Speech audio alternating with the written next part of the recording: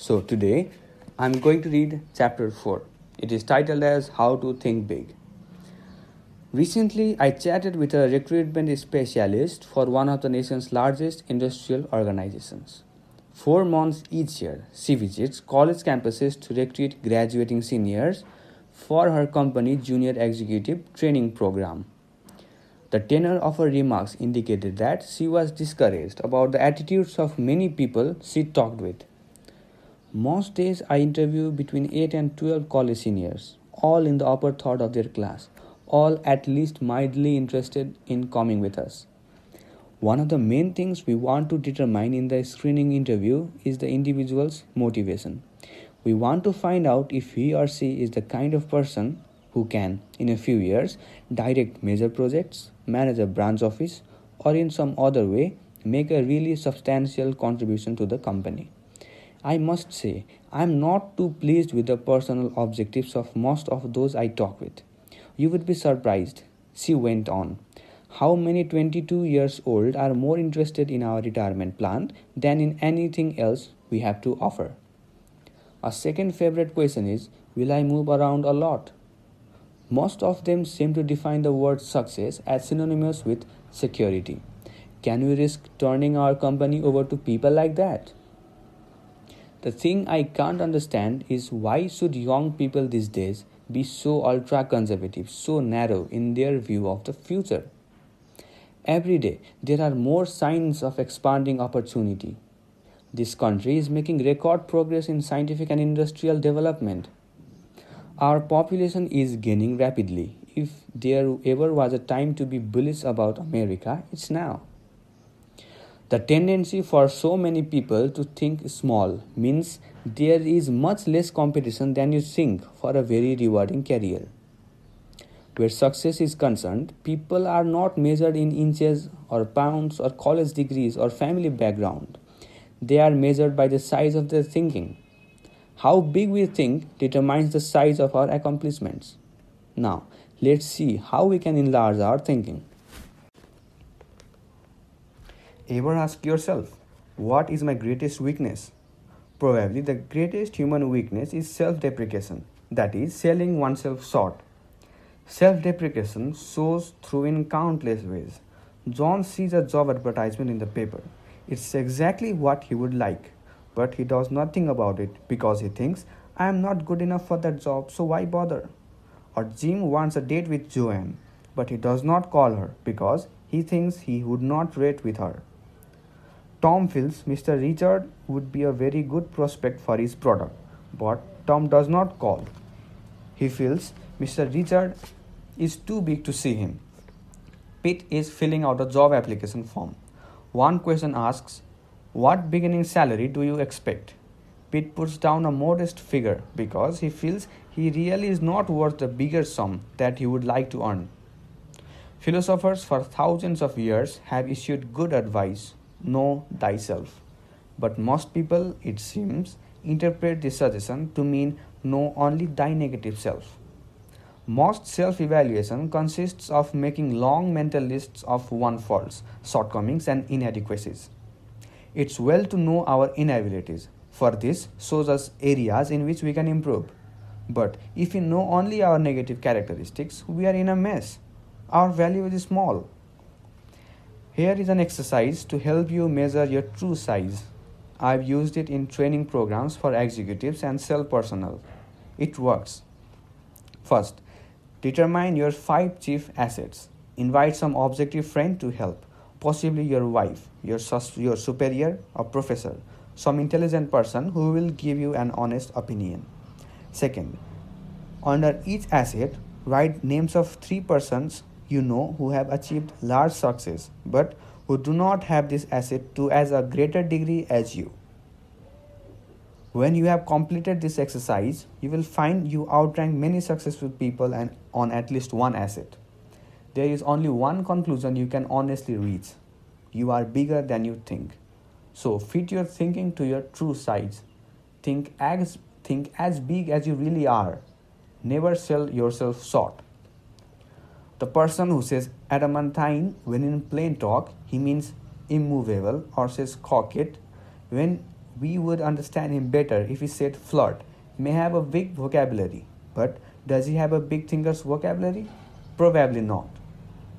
People who use difficult, high sounding words and phrases that most folks have to strain themselves to understand are inclined to be overbearing and stuffed shirts. And stuffed shirts are usually small thinkers. The important measure of a person's vocabulary is not the size or the number of words he uses. Rather, the thing that counts, the only thing that counts about one's vocabulary is the effect his words and phrases have on his own and others' thinking. Here is something very basic. We do not think in words and phrases. We think only in pictures and images. Words are the raw materials of thought. When spoken or read, that amazing instrument, the mind, automatically converts words and phrases into mind pictures. Each word, each phrase creates a slightly different mind picture. If someone tells you, Jim bought a new split level, you see one picture. But if you are told, Jim bought a new ranch house, you see another picture. The mind picture we see are modified by the kinds of words we use to name things and describe things. Look at it this way. When you speak or write, you are in a scene, a projector showing movies in the minds of others, and the pictures you create determine how you and others react. Suppose you tell a group of people, I am sorry to report we have failed. What do these people see? They see defeat and all the disappointment and grief the word failed conveys. Now suppose you said instead, here's a new approach that I think will work. They would feel encouraged, ready to try again. Suppose you say, we face a problem. You have created a picture in the minds of others of something difficult, unpleasant to solve. Instead, say, we face a challenge, and you create a mind picture of fun, sport, something pleasant to do. Or tell a group, we incurred a big expense, and people see money spent that will never return. Indeed, this is unpleasant. Instead, say, we make a big investment, and people see a picture of something that will return profits later on, a very pleasant sight. The point is this. Big thinkers are specialists in creating positive, forward-looking, optimistic pictures in their own minds and in the minds of others. To think big, we must use words and phrases that produce big positive mental images. In the left-hand column, opposite are examples of phrases that create small, negative, depressing thoughts. In the right-hand column, the same situation is discussed but in a big positive way. As you read this, ask yourself, what mind pictures do I see? Now, there are two columns. The first column is titled as phrases that create small negative mind images, and the second column is titled as phrases that create positive big mind images. Under negative mind images, the first point is, it's no use, we are whipped. Its opposite, or its positive mind images, we are not whipped yet. Let's keep trying. Here's a new angle. Second, I was in that business once and failed, never again. It's positive. I went broke, but it was my own fault. I'm going to try again. Third, I have tried, but the product won't sell. People don't want it. It's positive. So far, I have not been able to sell this product, but I know it is good and I'm going to find a formula that will put it over. Fourth, the market is saturated. Imagine 75% of the potential has already been sold. Better get out. It's positive. Imagine 25% of the market is still not sold. Count me in. This looks big. Fifth, their orders have been small. Cut them off. Positive. Their orders have been small. Let's map out a plan for selling them more of their needs. Sixth, 5 years is too long a time to spend before I'll get into the top ranks in your company. Count me out. It's positive. 5 years is not really a long time. Just think, that leaves me 30 years to serve at a high level. Seventh, the competition has all the advantages. How do you expect me to sell against them? It's positive. Competition is strong. There's no denying that. But no one ever has all the advantages. Let's put our heads together and figure out a way to beat them at their own game. 8th, nobody will ever want that product. It's positive. In its present form, it may not be sellable, but let's consider some modifications.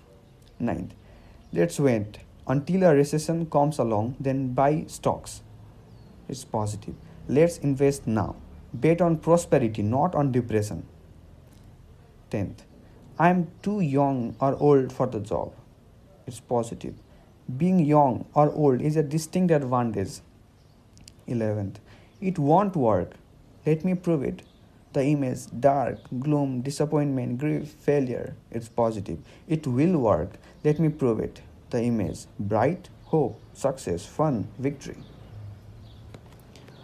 4 ways to develop the big thinker's vocabulary. Here are 4 ways to help you develop a big thinker's vocabulary. First, use big, positive, cheerful words and phrases to describe how you feel. When someone asks, "How do you feel today?" and you respond with an "I'm tired," you actually make yourself feel worse. Practice this. It's a very simple point, but it has tremendous power. Every time someone asks you, "How are you?" or "How are you feeling today?" respond with a "Just wonderful, thanks, and you?" or say "Great" or "Fine." Say you feel wonderful at every possible opportunity, and you will begin to feel wonderful. Become known as a person who always feels great. It wins friends. Second, use bright, cheerful, favorable words and phrases to describe other people. Make it a rule to have a big positive word for all your friends and associates. When you and someone else are discussing an absent third party, be sure you compliment him with big words and phrases like, "He's really a fine fellow. They tell me he's working out wonderfully well." Be extremely careful to avoid the petty cut him down language. Sooner or later, third parties hear what's been said, and then such talk only cuts you down. Third, use positive language to encourage others. Compliment people personally at every opportunity. Everyone you know craves praise. Have a special good word for your wife or husband every day. Notice and compliment the people who work with you. Praise, sincerely administered, is a success tool. Use it. Use it again and again and again. Compliment people on their appearance, their work, their achievements, and their families. Fourth, use positive words to outline plans to others.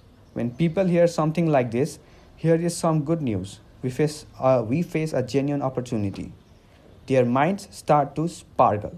But when they hear something like, "Whether we like it or not, we have got a job to do," the mind movie is dull and boring, and they react accordingly. Promise victory and watch eyes light up. Promise victory and win support. Build castles, don't dig graves. See what can be, not just what is. Big thinkers train themselves to see not just what is, but what can be. Here are 4 examples to illustrate this point. First, what gives real estate value?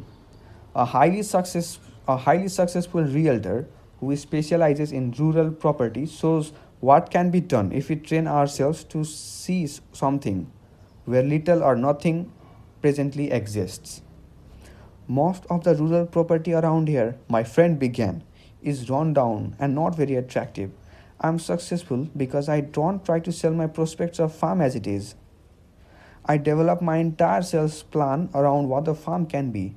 Simply telling the prospect, the farm has XX acres of bottomland and XX acres of wood and is XX miles from town, does not stir him up and make him want to buy it. But when you show him a concrete plan for doing something with the farm, he is just about sold. Here, let me show you what I mean. He opened his briefcase and pulled out a file. "This farm," he said, "is a new listing with us. It's like a lot of them. It's 43 miles from the center of the metropolitan area. The house is run down and the place has not been farmed in 5 years. Now, here's what I have done. I spent 2 full days on the place last week just studying it. I walked over the place several times. I looked at neighboring farms. I studied the location of the farm with respect to existing and planned highways. I asked myself, what's this farm good for? I came up with three possibilities. Here they are. He showed them to me. Each plan was neatly typed and looked quite comprehensive. One plan suggested converting the farm into a riding stable. The plan showed why the idea was sound: a growing city, more love for the outdoors, more money for recreation, good roads. The plan also showed me how the farm could support a sizable number of horses so that the revenue from the rides would be largely clear. The whole riding stable idea was very thorough, very convincing. The plan was so clear and convincing. I could see a dozen couples riding horseback through the trees. In similar fashion, this enterprising salesman developed a second thorough plan for a tree farm and a third plan for a combination of tree and poultry farm. Now, when I talk with my prospects, I won't have to convince them that the farm is good buy as it is. I help them to see a picture of the farm change into money. Besides selling more farms and selling them faster, my method of selling the property for what it can be pays off in another way. I can sell a farm at a higher price than my competitors. People naturally pay more for acreage and an idea than they do just for acreage. Because of this, more people want to list their farms with me, and my commissions on each sale is larger. The moral is this: look at things not as they are, but as they can be. Visualization adds value to everything. A big thinker always visualizes what can be done in the future. He is not stuck with the present. Second, how much is a customer worth? A department store executive was addressing a conference of merchandise manager. She was saying, I may be a little old fashioned, but I belong to the school that believes the best way to get customer to come back is to give them friendly, courteous service. One day, I was walking through our store when I overheard a salesperson arguing with a customer. The customer left in quite a huff. Afterward, the salesperson said to another, I am not going to let a $1.98 customer take up all my time and make me take the store apart trying to find him what he wants. He is simply not worth it. I walked away. The executive continued, but I could not get that remark out of my mind. It is pretty serious, I thought, when our salespeople think of customers as being in $1.98 category. I decided right then that this concept must be changed. When I got back to my office, I called our research director and asked him to find out how much the average customer spent in our store last year. The figure he came up with surprised even me. According to our research director's careful calculation, the typical customer spent around $362 in our establishment.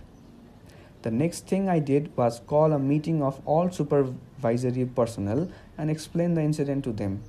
Then I showed them what a customer is really worth. Once I got these people to see that a customer is not to be valued on a single sale but rather on an annual basis, customer service definitely improved. The point made by the retailing executive applies to any kind of business. It's repeat business that makes the profit. Often, there is no profit at all on the first several sales. Look at the potential expenditure of the customers, not just what they buy today. Putting a big value on customers is what converts them into big, regular patrons. Attaching little value to customers sends them elsewhere. A student related this pertinent incident to me, explaining why he will never again eat in a certain cafeteria. For lunch one day, the student began, I decided to try a new cafeteria that had just opened a couple of weeks before. Nickels and dimes are pretty important to me right now, so I watch what I buy pretty closely. Walking past the meat section, I saw some turkey and dressing that looked pretty good, and it was plainly marked 39 cents. When I got to the cash register, the checker looked at my tray and said 1.09. I politely asked her to check it again because my tally was 99 cents. After giving me a mean glare, She recounted. The difference turned out to be the turkey. She had charged me 49 cents instead of 39 cents. Then I called her attention to the sign which said 39 cents. This really set her off. I don't care what that sign says. It's supposed to be 49 cents. See, here's my price list for today. Somebody back there made a mistake. You'll have to pay the 49 cents. Then I tried to explain to her the only reason I selected the turkey was because it was 39 cents. If it had been marked 49 cents, I'd have taken something else. To this, her answer was, "You'll have to pay the 49 cents. I did, because I did not want to stand there and create a scene. But I decided on the spot that I would never eat there again. I spend about $250 a year for lunches, and you can be sure they will not get one penny of it." There's an example of the little view. The checker saw one thin dime, not the potential of $250. Third, the case of the blind milkman. It's surprising how people sometimes are blind to potential. A few years ago, a young milkman came to our door to solicit our dairy business. I explained to him that we already had milk delivery service and we were quite satisfied. Then I suggested that he stop next door and talk to the lady there. To this, he replied, "I have already talked to the lady next door, but they use only 1 quart of milk every 2 days, and that's not enough to make it worthwhile for me to stop." "That may be," I said, "but when you talked to our neighbor, did you not observe that the demand for milk in that household will increase considerably in a month or so?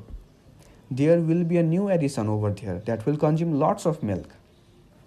The young man looked for a moment like he had been struck, and then he said, "How blind can a guy be?" Today, that same 1 quart every 2 days family buys 7 quarts every 2 days from a milkman who had some foresight. That first youngster, a boy, now has 2 brothers and a sister, and I'm told there will be another young one soon. How blind can we be? See what can be, not just what is.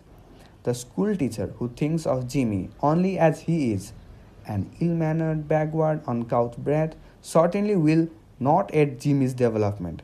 But the teacher who sees Jimmy not as he is now but as he can be, she will get results. Most folks driving through Skid Row see only broken down stumble bums hopelessly lost to the bottle. A few devoted people see something else in the Skid Row. They see a reconstructed citizen, and because they see this, they succeed in many cases in doing an excellent rehabilitation job. Fourth, what determines how much you are worth? After a training session a few weeks ago, a young man came to see me and asked if he could talk with me for a few minutes. I knew that this young fellow, now about 26, had been a very underprivileged child. On top of this, he had experienced a mountain of misfortune in his early adult years. I also knew that he was making a real effort to prepare himself for a solid future. Over coffee, we quickly worked out his technical problem, and our discussion turned to how people who have few physical possessions should look toward the future. His comments provide a straightforward, sound answer. "I've got less than $200 in the bank. My job as a rate clerk does not pay much, and it does not carry much responsibility. My car is 4 years old, and my wife and I live in a cramped second-floor apartment. But Professor," he continued, "I am determined not to let what I have not got stop me." That was an intriguing statement, so I urged him to explain. "It's this way," he went on. "I've been analyzing people a lot lately, and I have noticed this. People who don't have much look at themselves as they are now. That's all they see. They don't see a future. They just see a miserable present. My neighbor is a good example. He is continually complaining about having a low-pay job, the plumbing that's always getting fouled up, the lucky break somebody else just got, the doctor bills that are piling up. He reminds himself so often that he is poor that now he just assumes that he is always going to be poor. He acts as if he were sentenced to living in that broken down apartment all the rest of his life. My friend was really speaking from the heart, and after a moment's pause, he added, "If I looked at myself strictly as I am, old car, low income, cheap apartment, hamburger diet, I could not help but be discouraged. I'd see a nobody and I'd be a nobody for the rest of my life. I've made up my mind to look at myself as the person I'm going to be in a few short years. I see myself not as a rate clerk, but as an executive. I don't see a crummy apartment. I see a fine new suburban home. And when I look at myself that way, I feel bigger and think bigger. And I have got plenty of personal experiences to prove it's paying off." Is not that a splendid plan for adding value to oneself? This young fellow is on the expressway to really fine living. He has mastered this basic success principle. It is not what one has that's important. Rather, it's how much one is planning to get that counts. The price tag the world puts on us is just about identical to the one we put on ourselves. Here is how you can develop your power to see what can be, not just what is. I call this practice adding value exercise. First, practice adding value to things. Remember the real estate example. Ask yourself, what can I do to add value to this room or this house or this business? Look for ideas to make things worth more. Things, whether it can be a vacant lot, a house, or a business, has value in proportion to the ideas for using it. Second, practice adding value to people. As you move higher and higher in the world of success, more and more of your job becomes people development. Ask, what can I do to add value to my subordinates? What can I do to help them to become more effective? Remember, to bring out the best in a person, you must first visualize his best. Third, practice adding value to yourself. Conduct a daily interview with yourself. Ask, what can I do to make myself more valuable today? Visualize yourself not as you are, but as you can be. Then specific ways for attaining your potential value will suggest themselves. Just try and see. A retired owner-manager of a medium-sized printing company explained to me how his successor was picked. 5 years ago, my friend began. I needed an accountant to head up our accounting and office routine. The fellow I hired was named Harry and was only 26. He knew nothing about the printing business, but his record showed he was a good accountant. Yet a year and a half ago, when I retired, we made him president and general manager of the company. Looking back on it, Harry had one trait that put him out in front of everyone else. Harry was sincerely and actively interested in the whole company, not just writing checks and keeping records. Whenever he saw how he could help other employees, he jumped right in. The first year Harry was with me, we lost a few men. Harry came to me with a fringe benefit program which he promised would cut down turnover at low cost, and it worked. Harry did many other things too, which helped the whole company, not just this department. He made a detailed cost study of our production department and showed me how a $30,000 investment in new machinery would pay off. Once we experienced a pretty bad sales slump. Harry went to our sales manager and said, in effect, I don't know much about the sales end of this business, but let me try to help. And he did. Harry came up with several good ideas which helped us sell more jobs. When a new employee joined us, Harry was right there to help the fellow get comfortable. Harry took a real interest in the entire operation. When I retired, Harry was the only logical person to take over. But don't misunderstand. My friend continued. Harry did not try to put himself over on me. He was not a mere meddler. He was not aggressive in a negative way. He did not stab people in the back, and he did not go around giving orders. He just went around helping.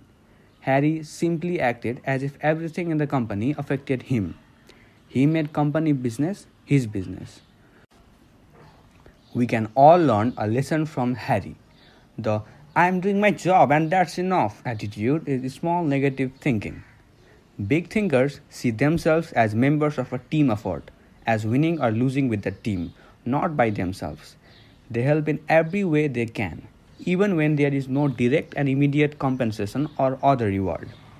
The fellow who shrugs off a problem outside his own department with the comment, "Well, that's no concern of mine, let them worry with it," has not got the attitude that it takes for top leadership. Practice this. Practice being a big thinker. See the company's interest as identical with your own. Probably only a very few persons working in large companies have a sincere unselfish interest in their company. But after all, only a relatively few persons qualify as big thinkers. And these few are the ones eventually rewarded with the most responsible, best paying jobs. Many potentially powerful people let petty, small, insignificant things block their way to achievement. Let's look at 4 examples. First, what does it take to make a good speech? Just about everyone wishes he had the ability to do a first-class job of speaking in public, but most people don't get their wish. Most folks are lousy public speakers. Why? The reason is simple. Most people concentrate on the small trivial things of speaking at the expense of big important things. In preparing to give a talk, most people give themselves a host of mental instructions like, "I've got to remember to stand straight, don't move around and don't use your hands, don't let the audience use your nose. Remember, don't make mistakes in grammar, especially don't say for he and I, say for him and me. Be sure your tie is straight. Speak loud but not too loud," and so on and so on. Now, what happens when the speaker gets up to speak? He is scared because he has given himself a terrific list of things not to do. He gets confused in his talk and finds himself silently asking, "Have I made a mistake?" He is, in brief, a flop. He is a flop because he concentrated on the petty, trivial, relatively unimportant qualities of a good speaker and failed to concentrate on the big things that makes a good speaker. Knowledge of what he is going to talk about and an intense desire to tell it to other people is the quality of a good speaker. The real test of a speaker is not did he stand straight or did he make any mistakes in grammar, but rather did the audience get the points he wanted to put across. Most of our top speakers have petty defects. Most of them even have unpleasant voices. Some of the most sought after speakers in America would flunk a speech course taught by the old negative, "Don't do this and don't do that" method. Yet all these successful public speakers have one thing in common. They have something to say and they feel a burning desire for other people to hear it. Don't let concern with trivia keep you from speaking successfully in public. Second, what causes quarrels? Ever stop to ask yourself just what causes quarrels? At least 99% of the time, quarrels start over petty, unimportant matters like this. John comes home a little tired, a little on edge. Dinner does not exactly please him, so he turns up his nose and complains. Joanne's day was not perfect either, so she rallies to her own defense with, "Well, what do you expect on my food budget?" Or, "Maybe I could cook better if I had a new stove like everybody else." This insults John's pride, so he attacks with, "Now, Joanne, it's not lack of money, it's simply that you don't know how to manage." And away they go. Before a truce is finally declared, all sorts of accusations are made by each party. In-laws, sex, money, premarital and postmarital promises, and other issues will be introduced. Both parties leave the battle nervous and tensed. Nothing has been settled and both parties have new ammunitions to make the next quarrel more vicious. Little things, petty thinking, cause the arguments. So, to eliminate quarrels, eliminate petty thinking. Here's a technique that works. Before complaining or accusing or reprimanding someone or launching a counterattack in self-defense, ask yourself, is it really important? In most cases, it is not, and you avoid conflict. Ask yourself, is it really important if he or she is messy with cigarettes or forgets to put the cap on the toothpaste or is late coming home? Is it really important if he or she squandered a little money or invited some people in I don't like? When you feel like taking negative action, ask yourself, is it really important? That question works magic in building a finer home situation. It works at the office too. It works in home-going traffic when another driver cuts in ahead of you. It works in any situation in life that is apt to produce quarrels. Third, John got the smallest office and fizzled out. Several years ago, I observed small thinking about an office assignment destroy a young fellow's chances for a profitable career in advertising. Four young executives, all on the same status level, were moved into new offices. Three of the offices were identical in size and decoration. The fourth was smaller and less elaborate. JM was assigned the fourth office. This turned out to be a real blow to his pride. Immediately, he felt discriminated against. Negative thinking, resentment, bitterness, jealousy built up. JM began to feel inadequate.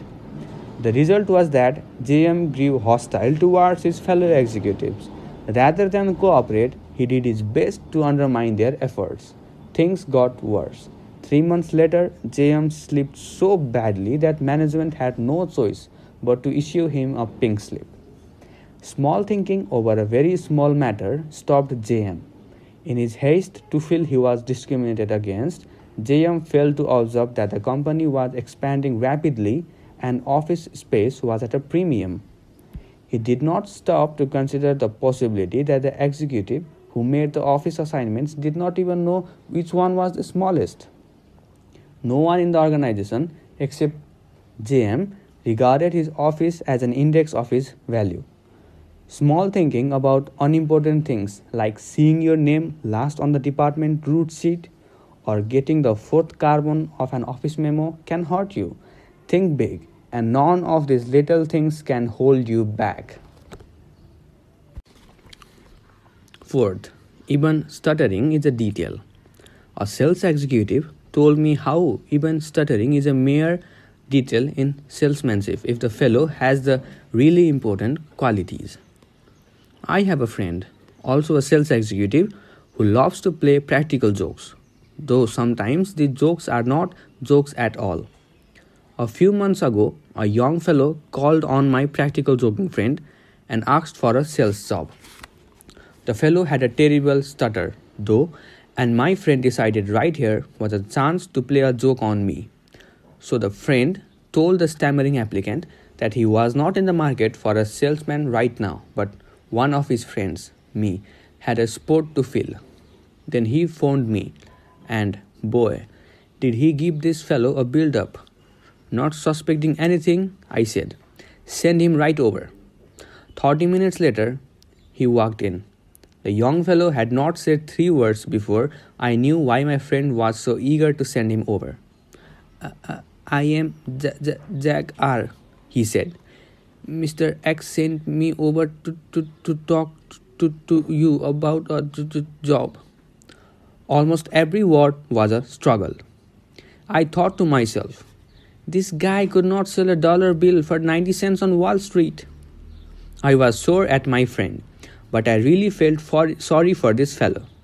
So I thought the least I could do was to ask him some polite questions while I thought of a good excuse as to why I could not use him. As we talked on, however, I discovered this fellow was no stupid. He was intelligent. He handled himself very nicely, but I just could not overlook the fact that he stuttered. Finally, I decided I would wind up the interview by asking one last question. What makes you think you can sell? Well, he said, I learn fast. I like people. I think you have got a good company and I want to make money. Now, I too have a speech impairment, but that does not bother me. So why should it bother anybody else? His answer showed me he had all the really important qualifications for a salesman. I decided right then to give him a chance. And it's working out very well. Even a speech impairment in a talker's profession is a triviality if the person has the big qualities. Practice these 3 procedures to help yourself think about trivialities. First, keep your eyes focused on the big objective.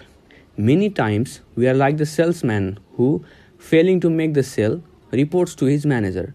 Yes, but I sure convinced the customer he was wrong. In selling, the big objective is winning sales, not arguments. In marriage, the big objective is peace, happiness, tranquility, not winning quarrels or saying, I could have told you so. In working with employees, the big objective is developing their full potential, not making issues out of their minor errors. In living with neighbors, the big objective is mutual respect and friendship, not seeing if you can have their dog impounded because once in a while it barks at night.